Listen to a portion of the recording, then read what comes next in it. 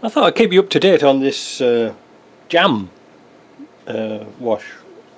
It's finished fermentation. It did fermentate, and there's a little bit of crud on the top. So what I'm going to do now is take that top off, scoop off as much as I can, siphon out the liquid, and we're going to try the air still and see if it'll work on that, because it's only a small quantity.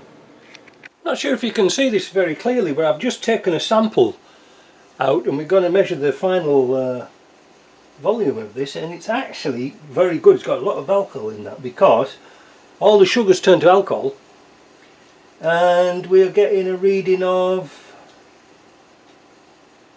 approximately 0.999.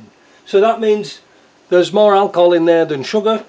If it was water it would be 1, but it's less than that, so that's good. So the next step is to get this out of here into a container. I've picked up this little cheap siphon off Amazon. Hope it works. It's really for doing petrol and diesel, but I think it might just work in this instance. We'll see. Well, that was interesting. I started off with that small hose, that small siphon hose, but I realised that because there's a lot of cruddy stuff from that jam in here, you can see the yeast at the bottom, but it kept blocking the pipe up, so I put a bigger pipe in, and I think that's going to work. So now we'll go over to the air still. So here we are at the air still. Now the reason why we're using this is that you can put 4 litres in at a time. So we might have to have 2 runs, but it's not quite enough to put in the big still, if you see what I mean. It's too little. So this is one of the reasons why I got it. So it's kind of complicated to show you because it's all wires, but in the bottom of here, it's a nice stainless pan, but in the bottom of here is a heating ring. And then you've got the top. Now this is only a little cheapy one. There are some really fantastic air stills on the market that separate your heads and all this lot out. But you've got a little valve here to stop any steam or water particles getting into the tube, and you can, well, maybe, can you see it? Yeah, maybe you can see it. There's a tube that goes into here, and you can just see the fins here of the tube. That's the condenser. What happens is there's a fan in here, and what it does is it sucks air across the fins, condensing the vapour into something that we want. Now this does take a little while. It's not fast, but it's quite good. Like I say, on the market there's some really fancy ones. Oh, and in here there's a carbon filter which we can change. The settings on it are quite straightforward. Little panel. Now some of these cheaper ones just have a power button on and off, but we don't want to boil water, because that's what they're really designed for, is to distill in water. So what we're interested in is boiling this or heating this up to around about 88 degrees to get the vapours off, and then we'll just leave it, if you see what I mean. We'll leave it to roll, and that should strip out that murky looking stuff into something usable. So let's fill it up. I won't fill it right to the top because I'll leave some for next time, because we'll have to have two runs of this. Now this is going to take, like I say, a long time, and I'll have to wash my washing machine down now, but never mind. Right, let's turn it around, put this in, get the little pot ready. Sorry if I got my back to you, there's no bloody room in here. You can't swing a cat in this bloody kitchen. But it's done. Oh, I've nearly got my doors finished. That's what I was doing this week. So we put that under there. Make sure that's into there. Switch her on. Oh, yeah. It's already set at 105, so we're going to take that down a little bit lower.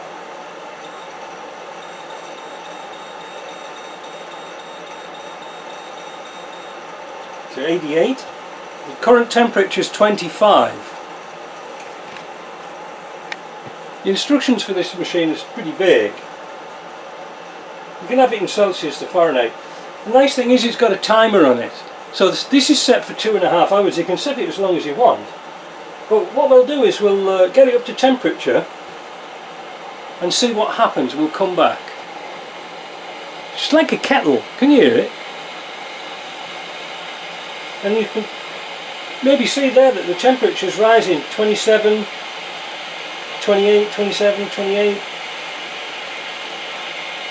It rises quite quickly.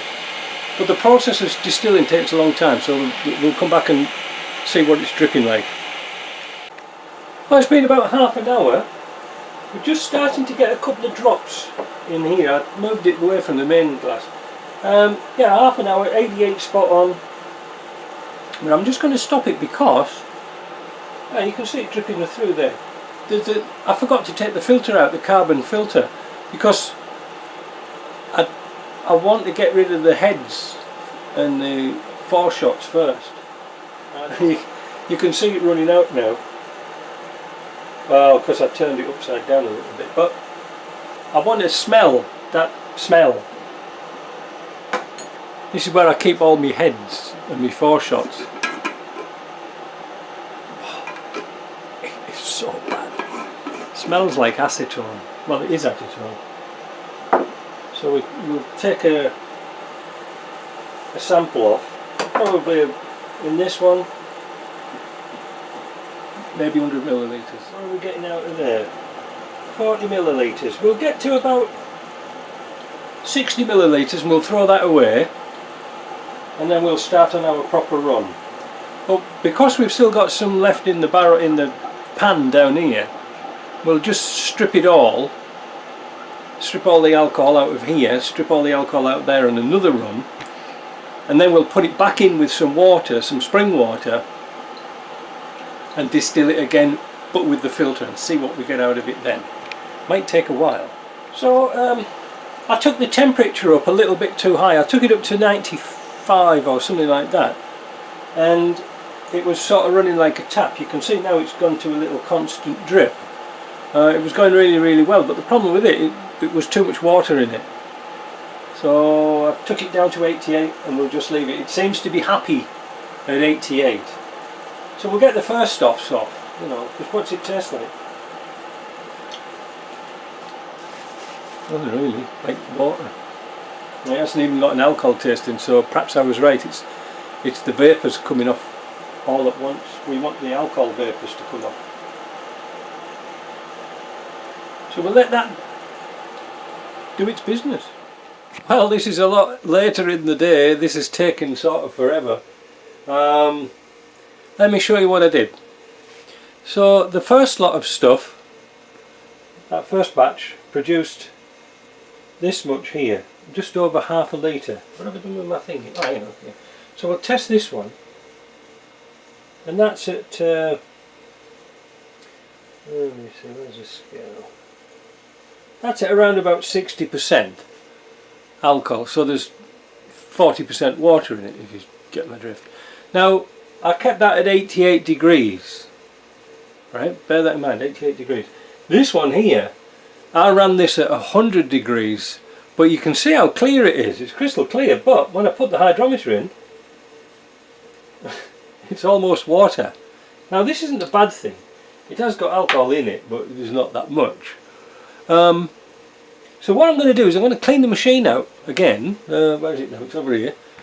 I can't see it. There we are. We're going to clean it out and then put it on a very low heat overnight, maybe, I don't know, 85 or something like that, and see if it can pull some alcohol out. But at the same time, I'm going to take the filter out of here. I'm going to put the filter back into here. So it's 6:10 and I've got this now running at 89. That seems to be its sweet spot. If you put it any higher, it seems to boil and put a lot of water into there. So I'm just going to leave it running like that for a little while and see how it goes. It seems to be happy there, but the liquor coming off is just like tasteless. It's like a neutral spirit. It's got nothing about it. So we'll have to blend it with something. Right, this is the next day. We had one full beaker and this little half one here of like a watery type substance we got from our jam, and I redistilled it in the machine there. And this is all we got out of it. The rest is just water. You can tell when it's just water because the machine just does nothing. It'll sit there idling and maybe 1 or 2 drops. But I had it set at like 88 degrees, so the water wasn't boiling but the spirit was. And we ended up with, oh, these things they always go wrong, don't they? Around about 78% alcohol in it. I suspect most of that has come from the sugar. How does it smell? It doesn't smell of anything at all. Nothing. There's no smell at all in that. Strange, isn't it? Alcohol. What's it taste like?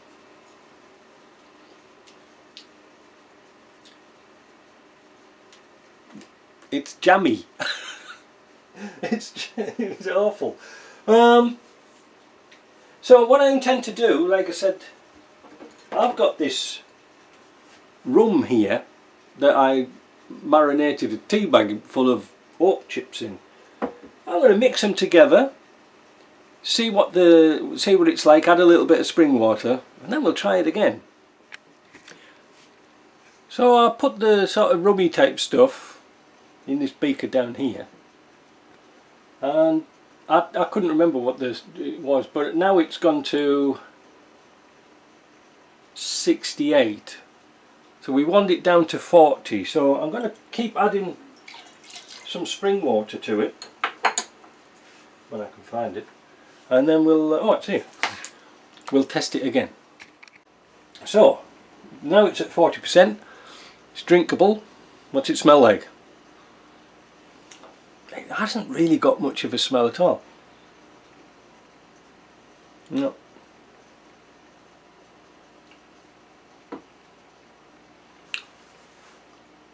Oh, that's one for the visitors. Actually, it might not be something too bad to marinate in again. You know, use it for marinating some, I don't know, peaches or something like that. I'm not sure. It needs something. Maybe a bit of molasses might sweeten it up a bit, I'm not sure. But it was an interesting experiment just to show that you can make something out of virtually nothing if you're desperate. And like I say, I was going to throw that jam out anyway, so we've used it up, but it wasn't a great success. The air still worked superb. You can probably see here, that's the water out of it. So it's separated the alcohol and the water. And it's still, like I say, it's crystal clear. I'm very pleased with the way it works. Bit slow, but not too bad. Right, see you later, my battery's going.